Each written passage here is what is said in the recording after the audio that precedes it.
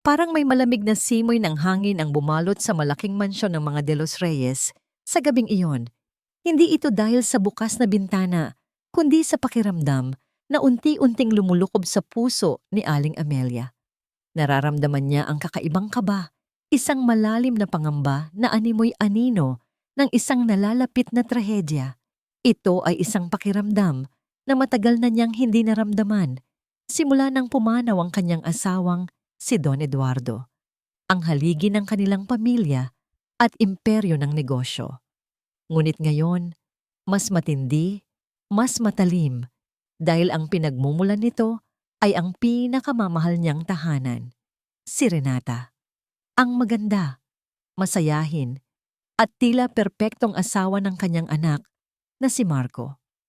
Sa unang tingin, sino ang mag-aakala na sa likod ng malaanghel nitong nangiti ay mayroong tinatagong dilim? Ngunit si Aling Amelia, sa kanyang karanasan at matalas na paningin sa tao, ay nakikita ang mga bitak sa maskara ni Renata. Mama, mayroon po ba kayong hinahanap? Malumanay na tanong ni Renata. Lumitaw sa likod ni Aling Amelia na animoy isang multo. Bahagyang napatalon si Aling Amelia, ang kanyang puso ay kumabog nang mas mabilis. Masyadong tahimik ang paglapit nito. Ah, Renata! Kalmado niyang tugon, lumingon. Wala naman. Pinagmamasdan ko lang ang mga larawan ni Eduardo. Naalala ko ang mga panahong kasama pa namin siya. Ngumiti si Renata. Ngunit sa mga mata ni Aling Amelia, nakita niya ang isang mabilis na pagbabago, isang kislap ng inip, o marahil ay iba pa. Napakabait talaga ni Papa Eduardo, wika ni Renata. Kayo naman po, Mama. Mahal na mahal po kayo ni Marco. At ako rin po. Kami ang inyong pamilya ngayon. Ang mga salitang yon ay dapat na nakakapagpainit ng puso. Ngunit para kay Aling Amelia, ito ay parang mga tinik na dahan-dahang tumutusok sa kanyang kaluluwa. Ang diin sa kami at ang malabong pagbanggit sa ngayon ay hindi niya pinalampas. Nitong mga nakaraang buwan, napansin niya ang unti-unting pagbabago kay Marco. Dati malapit sa kanya ang anak, laging humihingi ng payo sa mga desisyon sa negosyo at sa personal na buhay. Ngayon, tila may pader na unti-unting itinatayo sa pagitan nila. Ma, may dosis Marco? Bermong ka ba? Hindi so naumuch-nuot da si Diayan. Ma, may dosis Marco? Nagiging makakalimutin ka na ba? Hindi na siya masyadong nagtitiwala sa akin. Isang linggo na ang nakalipas. Habang nagtatalo sila ni Marco tungkol sa pagbebenta ng isang lumang lupa na pamana pa ng kanyang lolo, tila may bumulong sa tenga ng kanyang anak. Pero Mama, sinabi ni Renata na mas praktikal kung ibebenta na lang natin iyon.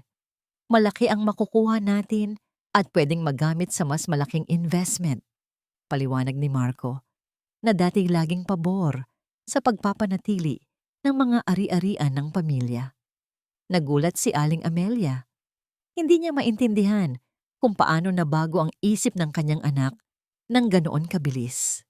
Alam niyang si Renata ang nagtanim ng ideyang yon. Marco, ang lupa na yon ay may sentimental value. Hindi lang ito tungkol sa pera. Kalmado niyang sagot. Ngunit sa loob niya ay kumukulo na. Ngunit nagmatigas si Marco para bang meron siyang sariling mundo na inikot ni Renata. Ngayon, habang pinagmamasdan niya si Renata, naabala sa pag-aayos ng mga bulaklak sa salas, isang eksena ang pumasok sa isip niya. Nakita niya ang isang pusa, balat kayo ang paglapit sa kanyang biktima, dahan-dahang gumagapang hanggang sa sandaling bumulusok ito para sa huling nakamamatay na pag-atake. Hindi ko hahayaang mangyari yan sa pamilya De Los Reyes, bulong ni Aling Amelia sa kanyang sarili, habang mahigpit na hinawakan ang kanyang rosaryo. Nang gabing iyon, habang naglalakad siya patungo sa kanyang silid, narinig niya ang mahinang boses ni Renata sa cellphone mula sa likod ng nakasarang pinto ng opisina ni Marco, na dating opisina ng kanyang yumaong asawa. Hindi, kailangan nating itong tapusin bago pa siya maghinala. Rinig niyang sabi ni Renata, ang tono ay matalim at kakaiba sa kanyang karaniwang tamis. Oo, siguraduhin mong walang makakakita sa atin. Napahinto si Aling Amelia. Ang kanyang hininga ay tila naipit. Sino ang kausap ni Renata? Anong tapusin ang tinutukoy niya?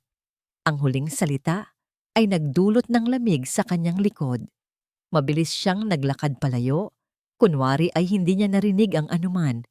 Ngunit ang mga salitang iyon ay umalingaw-ngaw sa kanyang isip. Sa kanyang silid, hindi makatulog si Aling Amelia. Ang mga pangyayari nitong mga nakaraang buwan ay nag-uugnay sa isang malaking palaisipan.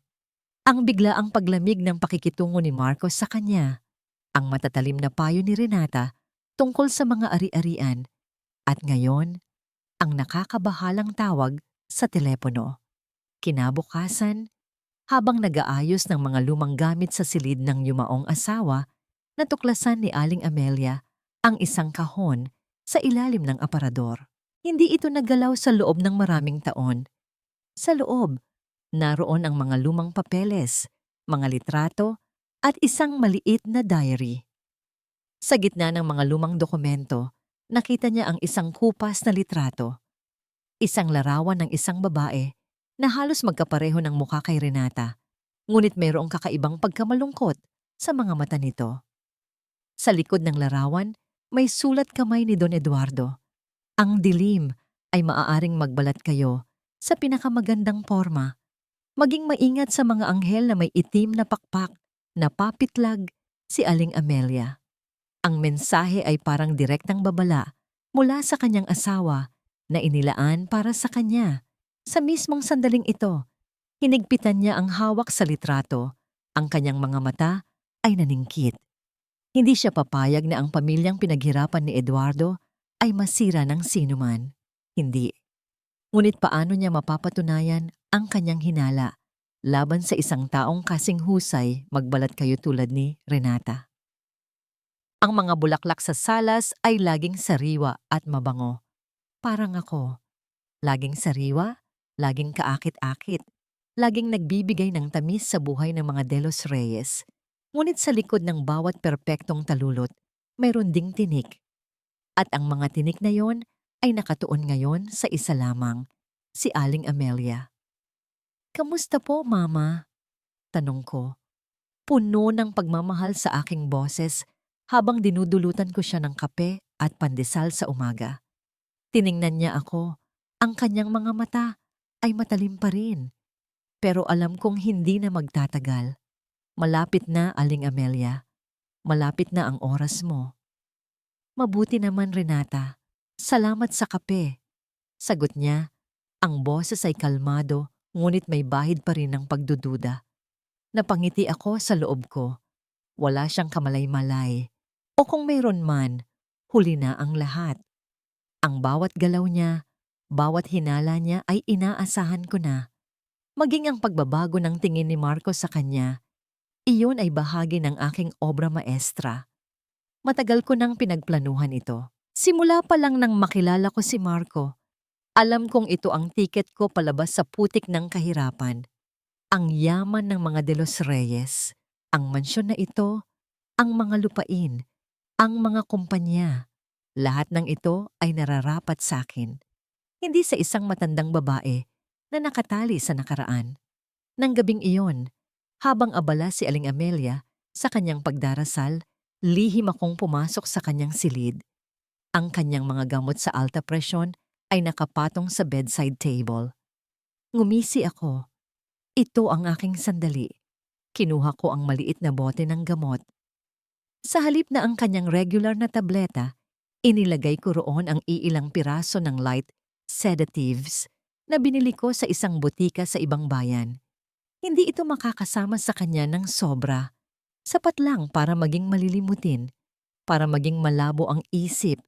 Sapat lang para paniwalaan ni Marco na kailangan na niya ng masusing pag-aalaga. "Wala lang ito, Mama." Bulong ko sa sarili ko habang ibinabalik ang bote. "Para din ito sa ikabubuti mo. Para makapagpahinga ka na." Kinabukasan, Nagsimula ang aking drama. Marco, nakita mo ba ang hikaw ko?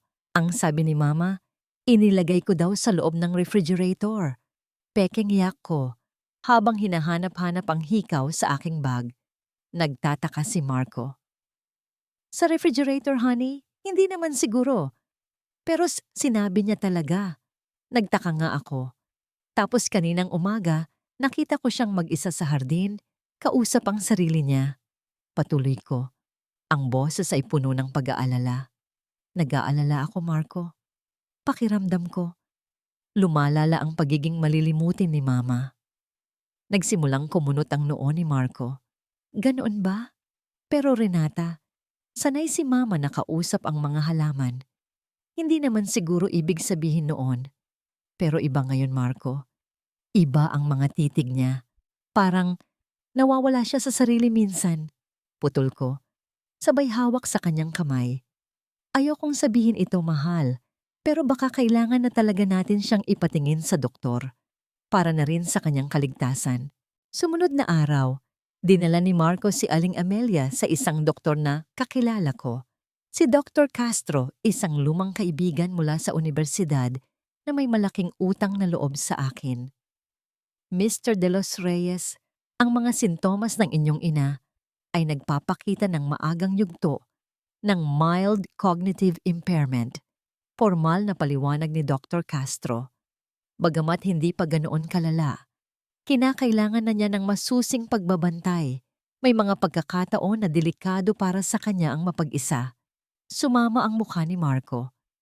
Cognitive impairment, ibig sabihin, lumalabo na ang isip ni Mama? Hindi ko naman po sinasabing ganoon kabilis, Mr. De Los Reyes. Sagot ni Dr. Castro, sumulyap sa akin ng mabilis. Ngunit ang regular na pagbabantay at pagsuporta sa isang institusyon na may kakayahang magbigay ng 24/7 na pangangalaga ay lubos na makakatulong. Nang makauwi kami, ako na ang nagpatuloy sa panggigipit. Marco, mahal, ayoko itong sabihin, pero para na rin sa kapakanan ni Mama. Hindi natin siya mababantayan palagi. Sabi ko, lumuluha pa.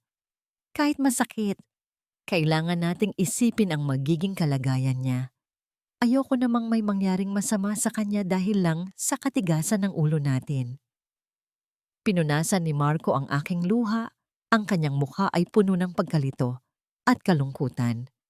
Pero, Renata, ang mama ko, hindi ko siya kayang ilagay sa nursing home. Alam ko, mahal, masakit. Pero isipin mo, doon, may mga profesional na mag-aalaga sa kanya. May mga kasama siyang kakausap. May mga aktibidad siya. Mas magiging ligtas siya. At mas magkakaroon tayo ng kapayapaan ng loob na alam nating nasa mabuti siyang kalagayan. Patuloy ko. Ang bawat salita ay maingat na pinili upang tumusok sa kanyang konsensya. Niyakap ako ni Marco ng mahigpit, humihikbi. Alam kong nakumbinsi ko na siya. Ang huling pader ay gumuho na. Nang gabing iyon, habang nakatingin ako sa labas ng bintana, sinindihan ko ang aking cellphone. Kailangan natin silang bigyan ng dahilan para mapabilis ang desisyon. Magpadala ka ng insidente bukas. Bulong ko sa kausap sa kabilang linya. Oo, siguraduhin mong walang makakakita sa atin. At ang plano ay nagpapatuloy. Sabi ko na sa'yo, walang makakapigil sa akin. Isang ngiti ng tagumpay ang sumilay sa aking mga labi. Ang laro ay nagsisimula pa lang at ako ang mananalo. Pakiramdam ko, lumulubog ako.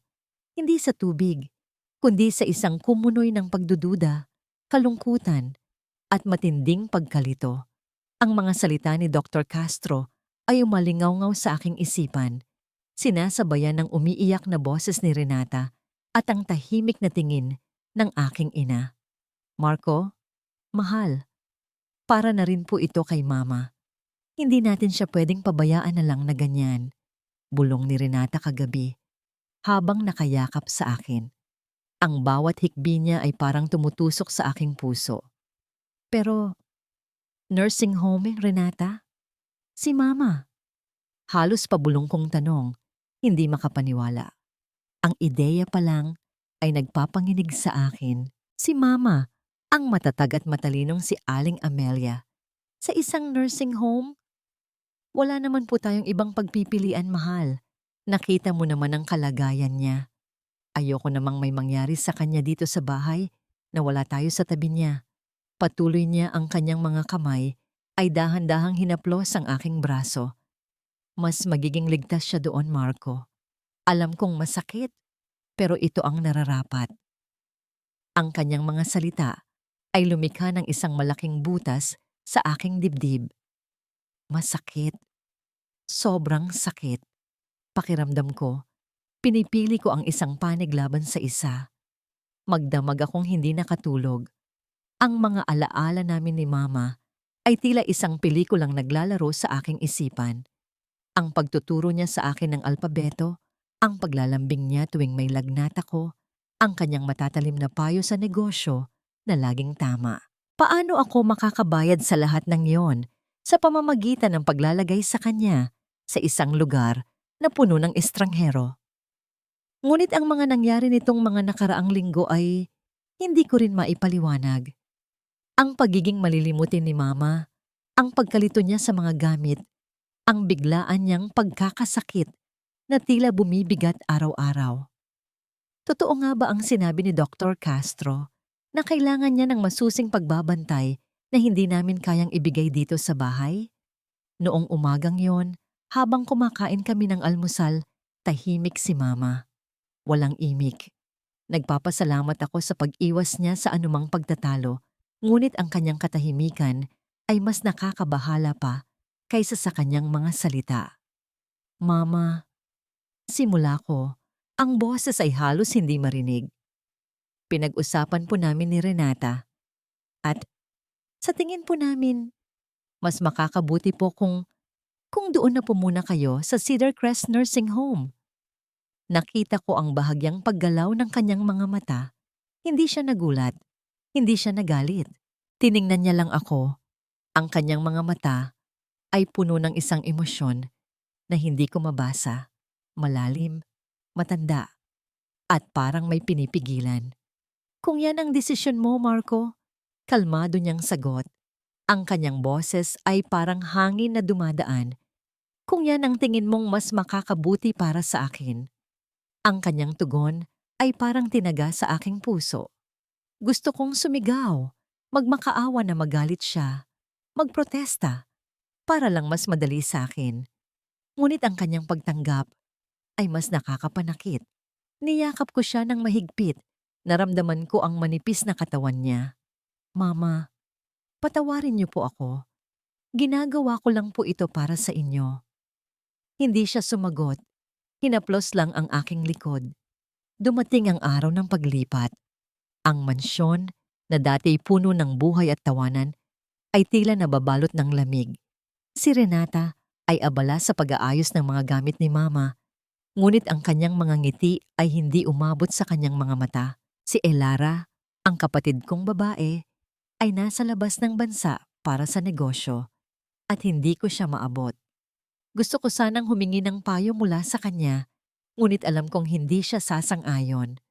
Huwag mong gagawin yan, Marco. Ang boses ni Elara nang kausapin ko siya sa telepono ilang araw bago.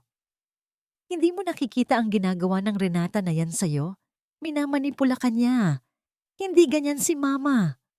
Hindi mo naiintindihan, Elara. May sakit si Mama. Sigaw ko noon, puno ng pagkalito. Sakit?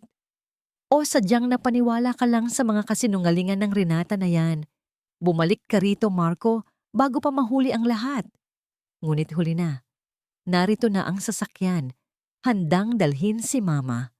Habang naglalakad kami patungo sa sasakyan, kasama ang ilang nurse na inarkila ni Renata, hinawakan ni Mama ang aking kamay. Ang kanyang pagkakahawak ay mahigpit, matatag, hindi katulad ng isang taong may sakit sa pag-iisip. Marco, anya, ang kanyang mga mata ay nanatiling nakatuon sa akin. Alagaan mo ang sarili mo at ang pamilya de los Reyes. Huwag kang magpapaloko sa mga taong may balat kayo. Ang kanyang mga salita ay parang suntok sa aking sikmura. Hindi ko maintindihan ang ibig niyang sabihin. Balat kayo? Sino? Pagdating namin sa Cedar Crest Nursing Home, mainit ang pagtanggap ng mga nurse at staff. Ang lugar ay malinis at maayos, ngunit ang puso ko ay patuloy na bumibigat. Iniwan ko si Mama sa bagong silid niya na may tanawin ng hardin. Bago ako umalis, muli siyang lumingon sa akin. May ngiti sa kanyang labi, ngunit ang nangiti ay hindi umabot sa kanyang mga mata. Sa halip, may nakita akong kakaiba. Isang tiwala, isang katiyakan, na parabang alam niya ang lahat. Marco, huwag kang mag-alala, sabi niya. At sa pagkakataong ito, narinig ko ang bahagyang pagtaas ng kanyang boses. Ang katotohanan ay laging mananaig. Habang papalabas ako sa gate ng nursing home, tiningnan ko ang rearview mirror. Nakita ko si Mama, nakatayo sa bintana, nakatingin sa akin. At sa kanyang kamay, meron siyang hawak na isang panyo. Isang panyo na may nakatahi sa isang gilid. Isang panyo na pamilyar sa akin. Ito ang panyo na laging binuburda ni Lola Elena, ang ina ni Mama, para sa mga importanteng tao sa kanilang buhay. At sa gitna ng panyo, may nakita akong maliit na papel na nakatupi ng maayos. May nakasulat, isang pangalan at numero ng telepono. Attorney Ramirez, narinig ko ang boses ng aking kapatid, si Marco, sa telepono. Puno ng pag-aalinlangan, takot at pagkabigo. Elara, dinala na namin si Mama sa Cedar Crest Nursing Home. Sabi niya, halos hindi ko na marinig ang boses niya sa kabilang linya. Napakalala na daw ng sakit niya. Kailangan daw ng 24/7 na pagbabantay. Nanlamig ang buong katawan ko. Nursing home? Si Mama? Imposible. Kilala ko ang aking ina. Si Aling Amelia de los Reyes ay hindi basta-bastang sumusuko. Siya ang pinakamatalino, pinakamatapang, at pinakamatatag na babae na kilala ko. Marco, ano ba ang pinagsasabi mo? Ginamit lang ni Renata ang sitwasyon para ipasok si Mama dyan. Hindi mo ba nakikita? Halos isigaw ko. Galit na galit. Wala kang alam, Elara. Hindi mo nakikita ang kalagayan ni Mama. Sigaw niya pabalik. Puno ng depensa. Alam kong hindi na ako makakapag-usap ng maayos kay Marco sa puntong iyon. Bulag na siya sa mga panlilinlang ni Renata. Ngunit ang huling sinabi niya ay nagbigay sa akin ng bahagyang pag-asa. Nagbigay si Mama sa akin ng panyo. May sulat sa likod. Hindi ko maintindihan. Dagdag niya bago putulin ang tawag. Panyo? Sulat? Nakuha ko ang pahiwatig. Kailangang hanapin ko ang panyo. Pagkatapos ng ilang araw, dumating ako sa Pilipinas. Dali-dali akong pumunta sa Cedar Crest Nursing Home. Pagpasok ko pa lang sa silid ni Mama, alam kong hindi tama ang lahat. Nakita ko ang mga mata niya. May kislap, may apoy. Hindi ito ang mga mata ng isang taong may sakit sa pag-iisip. Mama, ma. Yakap ko sa kanya ng mahigpit. Naramdaman ko ang manipis niyang katawan. Ayoko po kayo dito. Alam ko, anak. Bulong niya. Hinahaplos ang aking buhok. Kailangan lang nating maging matalino. Ibinigay niya sa akin ang panyo, tulad ng inaasahan ko. Sa likod ng burda, mayroong maliit na papel na nakasingit. Pinuksan ko ito. Attorney Ramirez, sa oras 88, 1895, 7:456, agad akong lumabas at tinawagan ng numero. Lumang numero. Ngunit may bumunot. Hello? Attorney Ramirez? Tanong ko kinakabahan. Speaking. Sino ito? Sagot ng isang matandang boses sa kabilang linya. Ako po si Elara de los Reyes, anak po ni Aling Amelia. Kailangan ko po kayong makausap. Agad. Kinabukasan, nagkita kami ni Attorney Ramirez sa isang tahimik na kapehan. Siya ang dekatiwalang abogado ng aming pamilya, na matagal nang kasama ni Papa. Isang matandang lalaki, puti na ang buhok ngunit matalas pa rin ang mga mata. Elara, simula niya habang iniinom ang kanyang kape. Alam ko kung bakit ka narito. Alam kong tungkol ito kay Amelia at sa sitwasyon niya. Nagulat ako. Paano po ninyo nalaman? Si Amelia. Matagal na niyang pinaghinalaan si Renata. Sagot ni Attorney Ramirez. Bago pa man pumanaw ang papa mo, may mga bagay na silang napansin. May kakaiba kay Renata. Kaya't bilang paghahanda, inatasan niya ako na maging handa. Nagbigay siya sa akin ng mga dokumento, mga instructions, kung sakaling may mangyaring masama. Gumaan ang aking pakiramdam. Hindi ako nag-iisa. Alam ni Mama ang lahat. Ano po ang plano natin, Attorney Ramirez? Tanong ko, puno ng determinasyon. Kailangan nating magtipon ng ebidensya, Elara. Mga matibay na ebidensya na hindi maitatanggi ni Renata. Paliwanag niya. Sa ngayon, sinubukan kong suriin ang mga financial records ng kumpanya na pinamahalaan ni Renata nitong mga nakaraang buwan. Mayroon akong nakitang ilang red flags. Ipinakita niya sa akin ang ilang pahina ng financial statements. Mayroong mga malalaking transaksyon na hindi tugma sa normal na daloy ng pera ng kumpanya. May mga supplier na hindi namin kilala. Ito ang simula.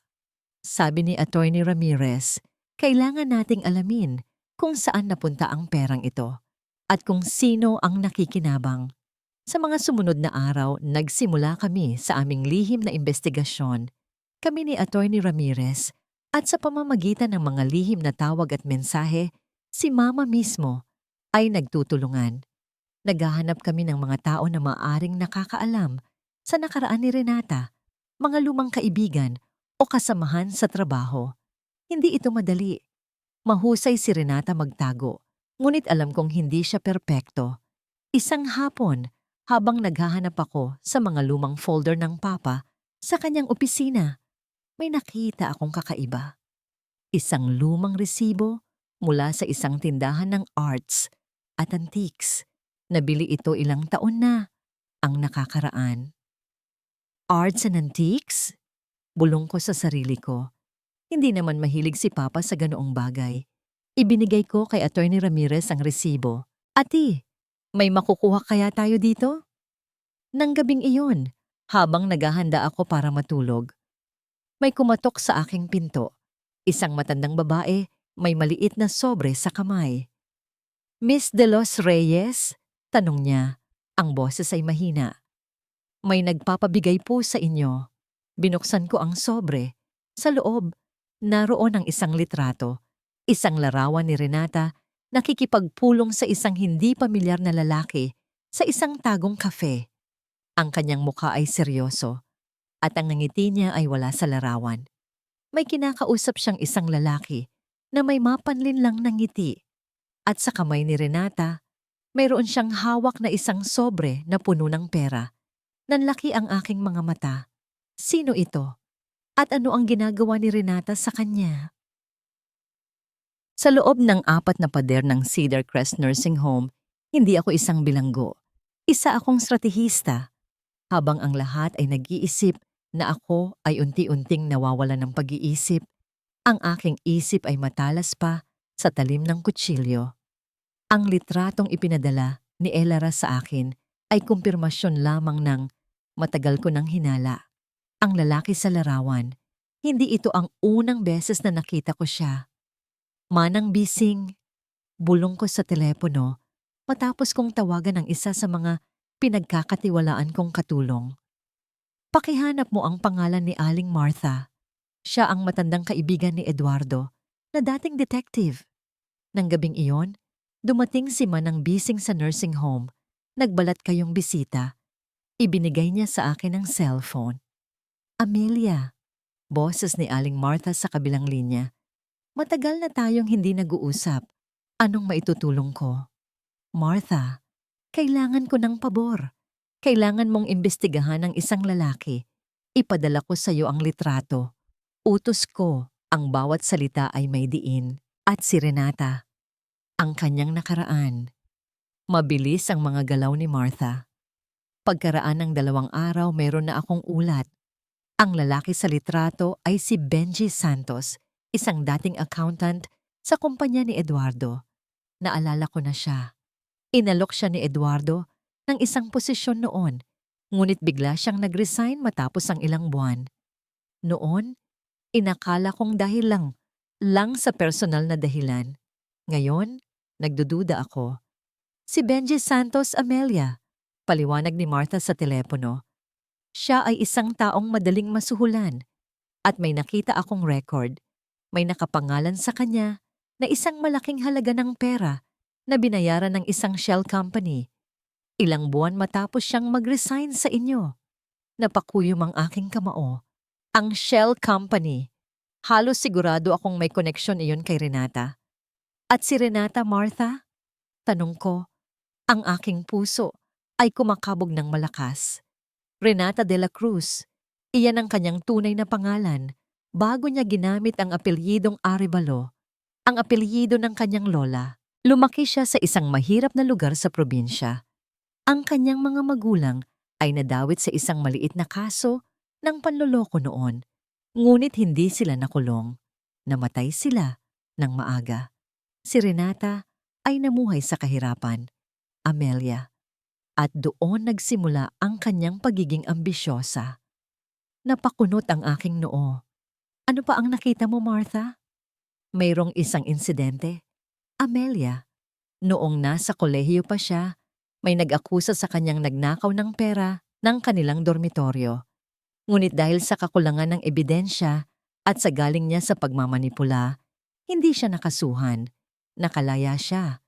Pero ang reputasyon niya sa eskwelahan ay nasira. Ang mga salitang yon ay parang mga piraso ng puzzle na unti-unting nagkakaugnay. Ang kanyang pagiging ambisyosa, ang kanyang kakayahang magmanipula, ang kanyang nakaraan na puno ng kahirapan. Ang lahat ay bumubuo ng isang malinaw na larawan. Naalala ko ang mga unang buwan ni Renata sa aming pamilya. Laging masipag, laging masayahin, laging handang tumulong. Ngunit meron ding mga pagkakataon na nakikita ko ang isang kakaibang kislap sa kanyang mga mata, lalo na kapag nag-uusap tungkol sa pera o ari-arian.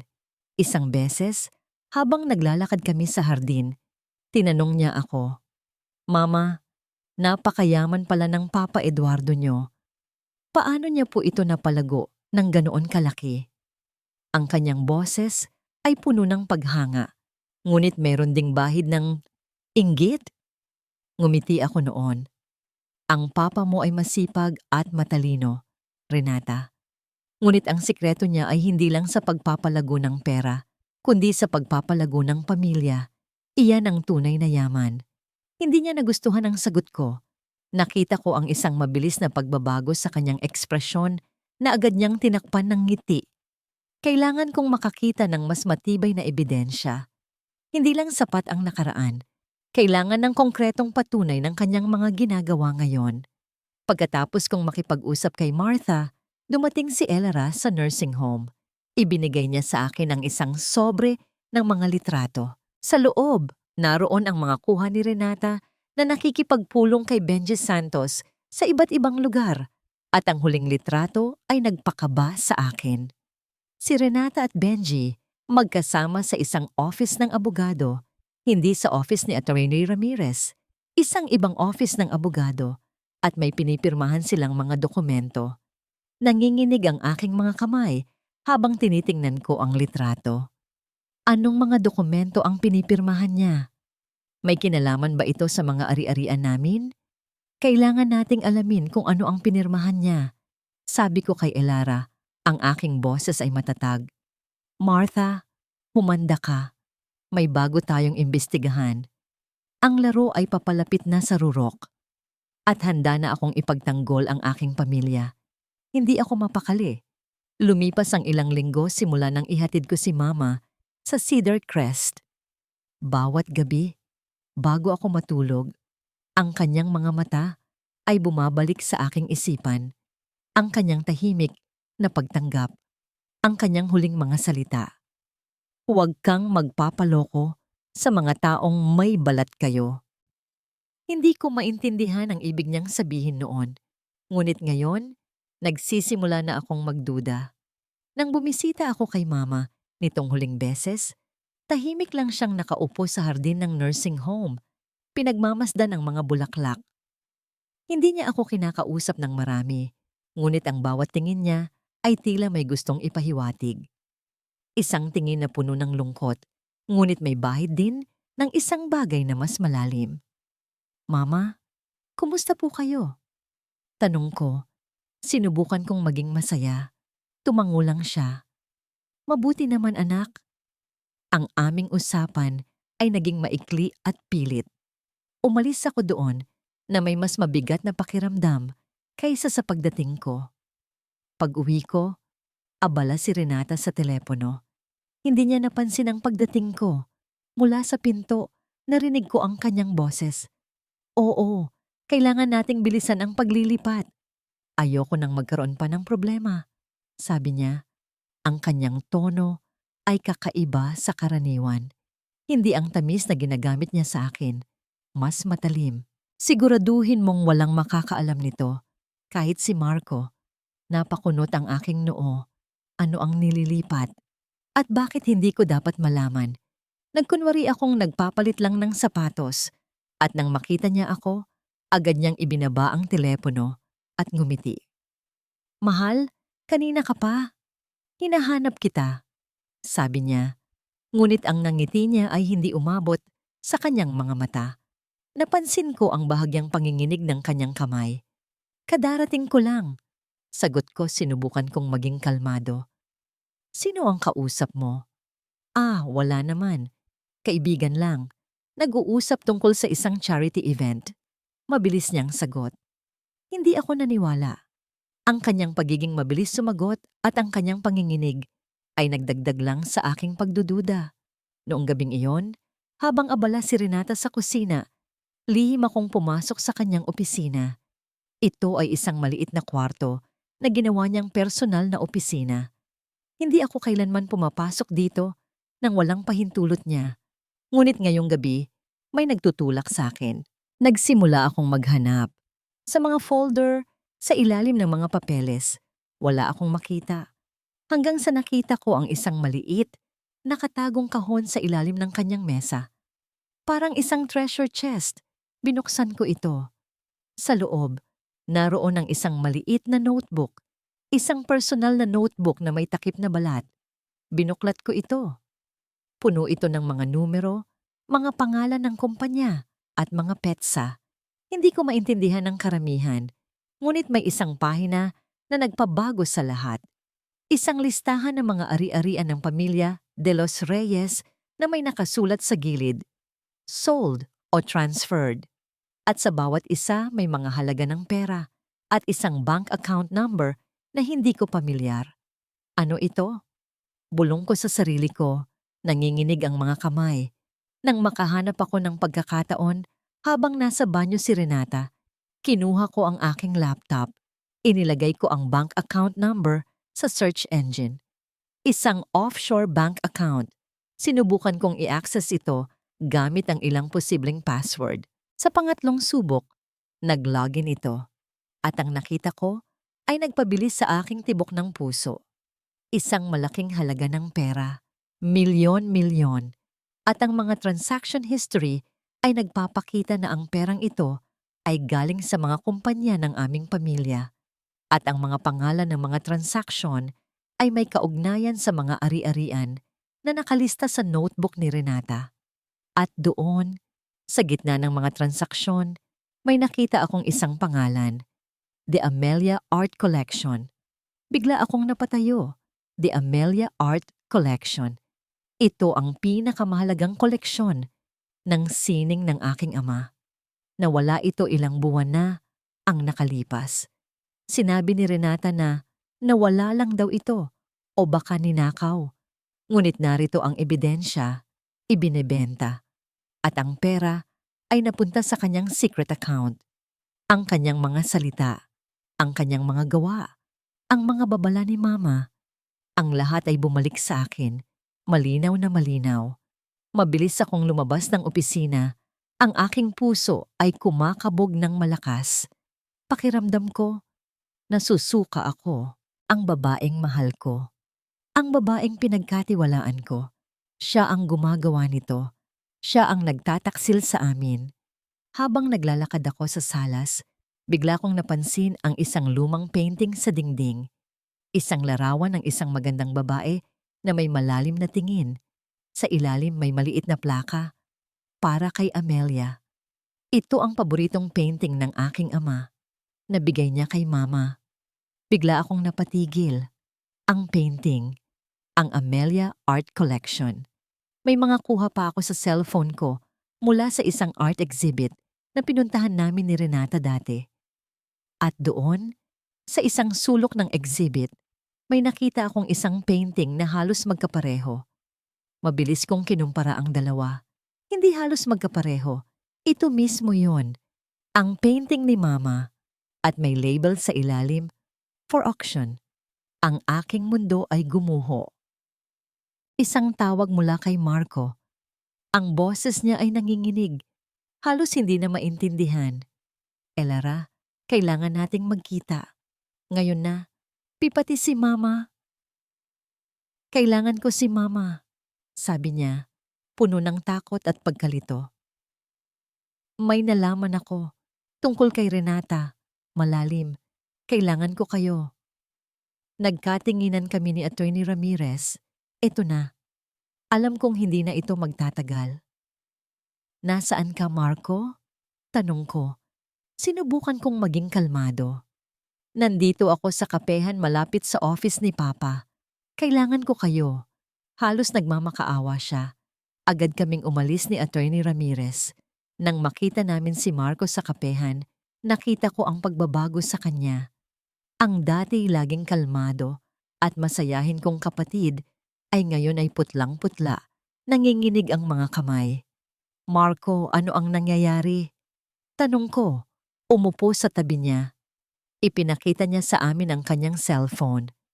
Ang mga screenshots ng bank account, ang mga listahan sa notebook ni Renata, at ang litrato ng painting sa online auction site. Si Renata, ibinebenta niya ang mga ari-arian ni Papa, pati ang koleksyon ni Mama. Ginagawa niya tayong tanga. Sabi niya, ang kanyang boses ay nanginginig sa galit at sakit. At ang account na ito, sa ibang bansa. Lihim niya itong pinagkakakitaan.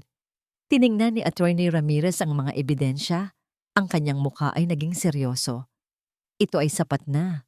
Mas marami pa ito kaysa sa inaasahan ko. Pero, paano mo? Paano niya nagawa ito? Tanong ni Marco. Tulala pa rin. Marco, matagal na kaming nag-iimbestiga. Paliwanag ko, pinilit kong pigilan ang aking galit. Si Mama mismo ang nagsimula ng lahat. Nakita niya ang mga palatandaan, pero ayaw mong maniwala. Ang pagpasok niya sa nursing home ay bahagi lang ng plano. Napakurap si Marco, hindi makapaniwala. Plano? So, hindi pala talaga masama ang sakit ni Mama? Hindi. Ginawa lang yun ni Renata para mailayo siya at malaya niyang magawa ang kanyang mga balak. Sagot ko. Ngayon, kailangan nating kumilos. Kailangan nating ilabas ang lahat. Nang gabing iyon, nagpulong kami sa nursing home kasama si Mama, ako, si Marco, at si Attorney Ramirez. Ito ang unang pagkakataon na nakita ko si Marco na malaya sa impluwensya ni Renata. Ang kanyang mga mata ay nagpapakita ng kalinawan, ngunit puno ng sakit at pagsisisi. Mama, patawarin niyo po ako, sabi ni Marco, lumuhod sa harap ni Mama. Napakabulag ko. Hindi ko po kayo pinaniwalaan. Tumayo ka, anak, sagot ni Mama. Hinawakan ng kanyang kamay. Hindi mo kasalanan. Mahusay si Renata sa pagbabalat kayo. Ngunit ngayon, kailangan nating lumaban. Inilatag namin ang lahat ng ebidensya. Ang mga peking medical records na ginawa ni Renata, ang mga resibo ng pagbili ng sedatives, ang mga bank statements mula sa offshore account, ang mga papeles ng paglilipat ng ari-arian na may peking pirma ni Mama, at ang mga litrato ni Renata kasama si Benji Santos. Ang lahat ng ito ay sapat na para kasuhan siya ng fraud, theft, at attempted elder abuse. Paliwanag ni Attorney Ramirez. Ngunit kailangan nating gawin ito sa isang paraan na hindi siya makakatakas, isang publikong paglalantad. Anong plano natin? Tanong ko. Ang anibersaryo ng kasal ni na Papa at Mama. Sagot ni Mama, ang kanyang mga mata ay matalim. Naghahanda si Renata ng isang malaking party para doon.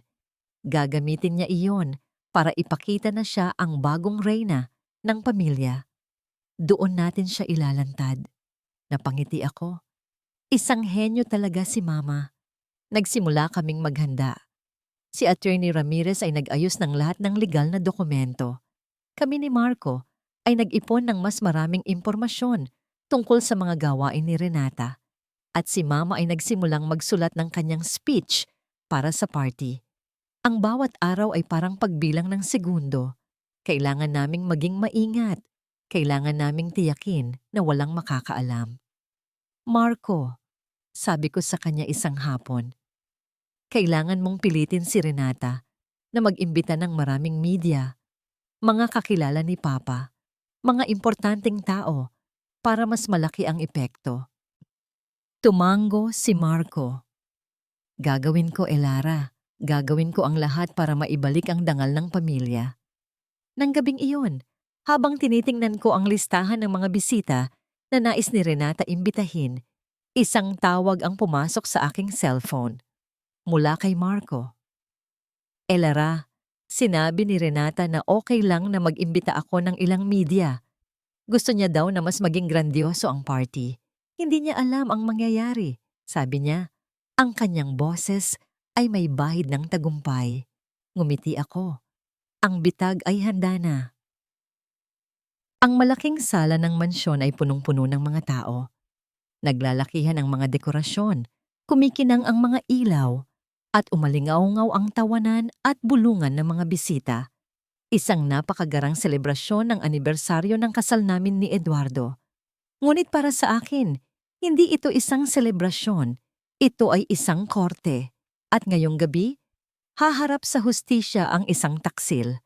Nakita ko si Renata, nakasuot ng isang mamahaling gown, naglalakad sa gitna ng mga bisita na animoy reyna.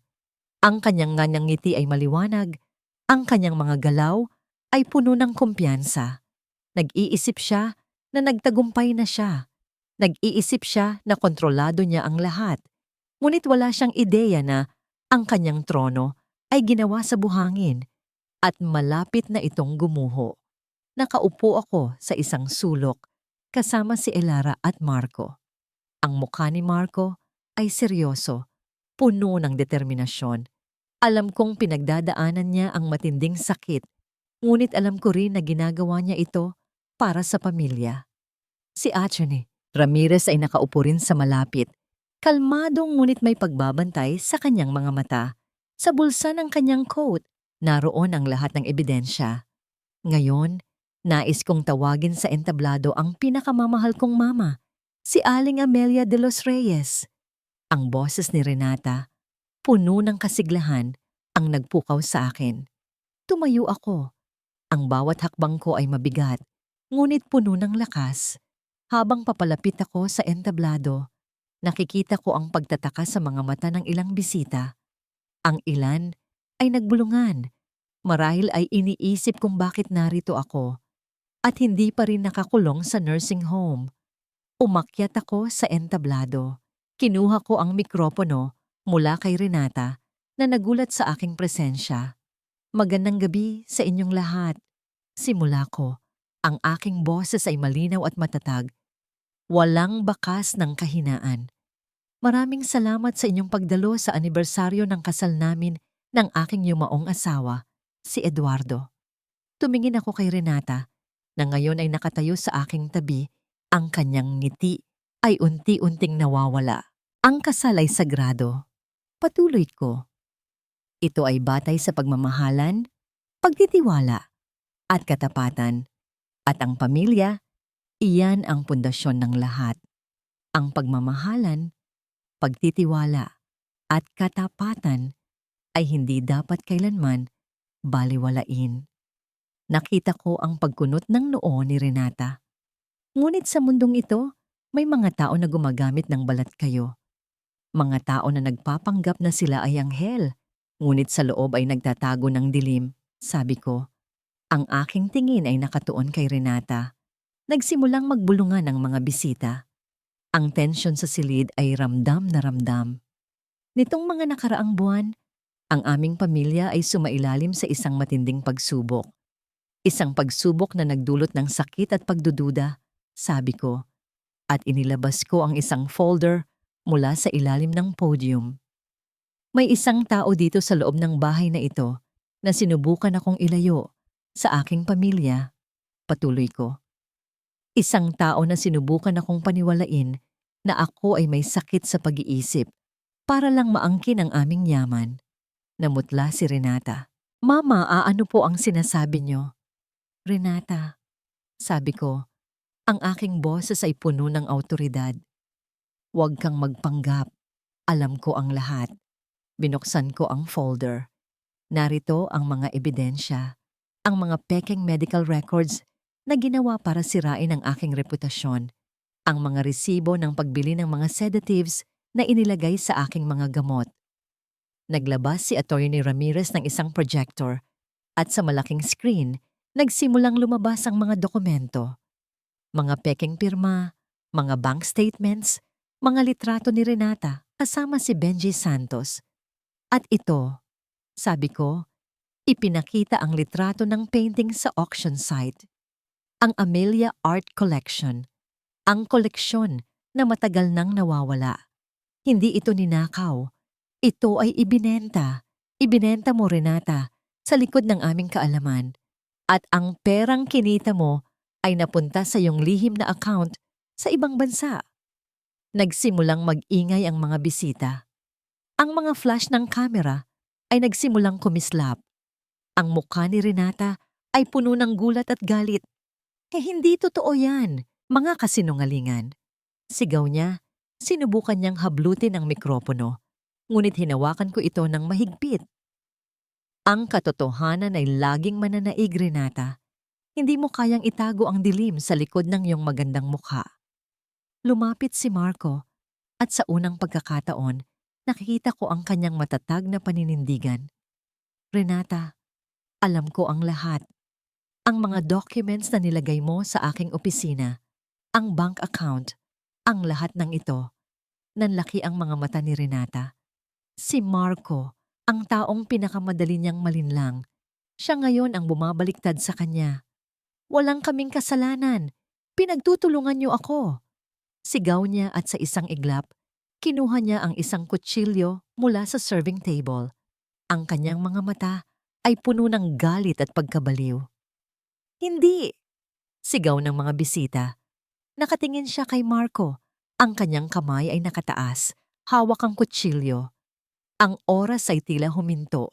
Ang bawat mata sa malaking sala ay nakatingin sa iisang direksyon, kay Renata, na may hawak na kutsilyo at ang kanyang titig ay nakatuon sa akin. Hindi! Ang sigaw ng mga bisita ay umalingaw-ngaw. Hindi ko inisip ang aking sarili. Ang tanging nakita ko ay ang baliw na ekspresyon sa kanyang mukha. Ang babaeng pinakasalan ko, ang babaeng minahal ko, ngayon ay handang manakit. Sa isang iglap, tumalon ako patungo sa kanya. Renata, tama na. Sigaw ko, sabay hablot sa kanyang kamay na may hawak na kutsilyo. Nagkaroon ng pagpupumiglas. Malakas si Renata, puno ng galit at desperasyon. Ngunit mas matindi ang aking determinasyon. Narinig ko ang pagbagsak ng kutsilyo sa sahig. Marco! Sigaw ni Mama, lumapit sa amin. Ang mga gwardiya ay mabilis na kumilos. Agad nilang inilayo si Renata na patuloy pa ring sumisigaw at nagpupumiglas. Mga sinungaling kayo, mga traidor! Sigaw niya, ang kanyang boses ay nagbakrak. Wala kayong karapatan sa akin, sa amin. Nang dumating ang mga pulis, dinala nila si Renata na umiiyak at sumisigaw. Ang kanyang balat kayo ay tuluyan ng natanggal. Ang anghel ay naging demonyo sa paningin ng lahat. Ang selebrasyon ay naging isang eksena ng kaguluhan. Ang mga bisita ay nagbulungan. Ang kanilang mga mata ay puno ng pagkabigla at pagkadismaya. Ang ilan ay umalis agad. habang ang iba ay nanatili, nagtatanong, Marco, ayos ka lang ba, anak?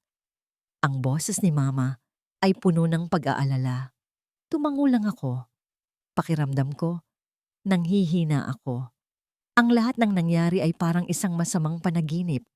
Ang pagtataksil ni Renata, ang kanyang pagtatangkang manakit, ang katotohanang nabubulagan ako sa loob ng napakatagal na panahon. Kinabukasan, ang balita tungkol sa iskandalo ay kumalat sa buong bansa. Ang mga headlines sa dyaryo at telebisyon ay puno ng pangalan ng pamilya de los Reyes.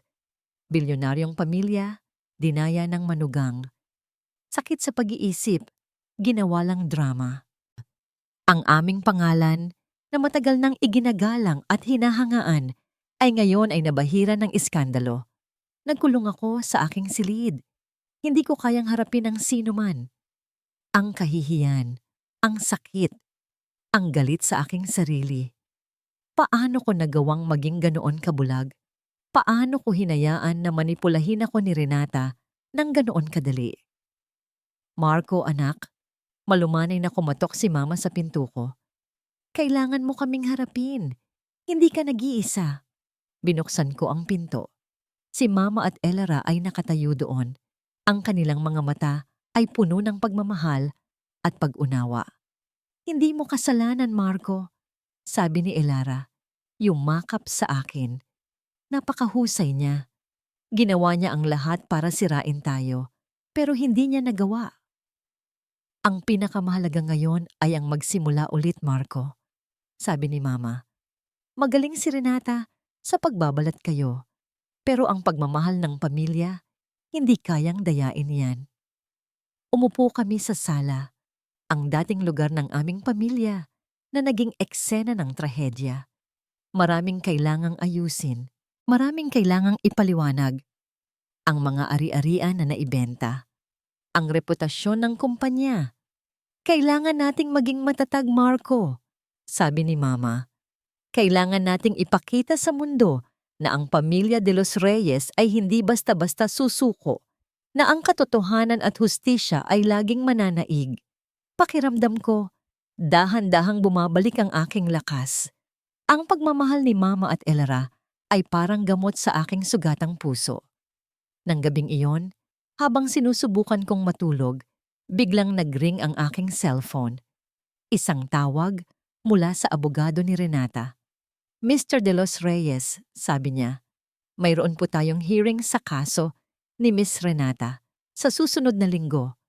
Tiningnan ko ang litrato namin ni Renata sa aming kasal, nakapatong sa bedside table. Ang kanyang muka ay puno ng saya, ang aking muka ay puno ng pag-asa. Ngayon, ang lahat ng iyon ay gumuho. Ang aking puso ay puno ng sakit. Ngunit sa pagkakataong ito, mayroon ding maliit na bahagi ng determinasyon. Kailangan kong harapin ito. Kailangan kong panindigan ang aking desisyon. Hindi na ako ang Marco na madaling manipulahin. Ang araw sa labas ay maliwanag at ang simoy ng hangin ay tila nagdadala ng kapayapaan. Isang malaking kaibahan sa nakaraang mga linggo na puno ng kaguluhan, galit at pagkabigo. Sa loob ng korte, tahimik akong nakaupo, kasama si Marco at Ellara. Sa harapan namin nakaupo si Renata, ang kanyang mukha ay payat, ang kanyang mga mata ay walang kislap. Ang dati laging kumikinang ng ngiti ay wala na. Ngayon, nakikita ko ang tunay niyang mukha. Isang babaeng pinabayaan ng kanyang ambisyon at kasakiman. Ang hatol ay nabasa. Si Renata ay napatunayang nagkasala sa mga kaso ng fraud, theft, at elder abuse. Malaking bilang ng taon sa kulungan. Wala siyang emosyon, walang luha. Tiningnan niya lang kami nang walang buhay bago siya kinuha ng mga gwardiya. Ang kanyang kapalaran ay natapos na. Pagkalabas ng korte, bumungad sa amin ang flash ng kamera ng mga media. Ngunit sa pagkakataong ito, hindi na kami natatakot. Pinaninindigan namin ang katotohanan. Ang hustisya ay natupad. Sabi ko sa mga reporter, ang aking boses ay matatag at puno ng pag-asa. Ang pamilya de los Reyes ay naniniwala sa katotohanan at sa pagkakaisa. At ang nangyari sa amin ay isang paalala na ang pagmamahal at pagtitiwala ay ang tunay na pundasyon ng isang pamilya. Pag-uwi namin sa mansyon, iba na ang pakiramdam. Hindi na ito puno ng takot at pagdududa. Sa halip, mayroong simoy ng kapayapaan at pag-asa. Maraming kailangang ayusin. Ang mga financial records ng kumpanya, ang mga ari-arian na naibenta.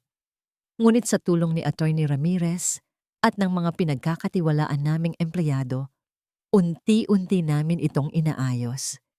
Si Marco ay nagbago.